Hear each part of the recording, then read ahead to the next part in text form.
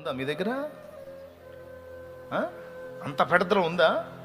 ఆలోచన రావట్లే అప్పుడప్పుడు నీకు అసలు ఏది నేనేం ఎట్లా మారిపోయాను? రావట్లేదా? వస్తుందా రావట్లేదా? మరి ఏం జరిగింది? విరగ్గొట్టాడు. ఏం చేశాడు? విరగ్గొట్టాడు. చాలా వరకు నలగొట్టాడు. నీ నోటిని కంట్రోల్ చేశాడు, నీ మెంటాలిటీని కంట్రోల్ చేశాడు, నీ తొందరపాటుని కంట్రోల్ చేశాడు. నీకు అర్థం కాల.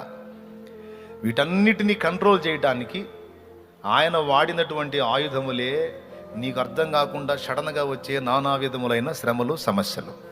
ఎందుకు అంటే సమాధానం ఇది ఎన్నిసార్లు చెప్పానో మళ్ళా చెప్పాల్సి వస్తుంది. ఏం పర్వాలా, బతుకాలని చెబుతా. మీకు ఇది విషయం గుర్తు గ్రహింపులు ఉండాలి. అందుకే దేవుడు నిన్ను తన సొత్తుగా, తన స్వాస్థ్యముగా, తన సంబంధిగా ఎంపిక చేసుకున్నాడు గనుక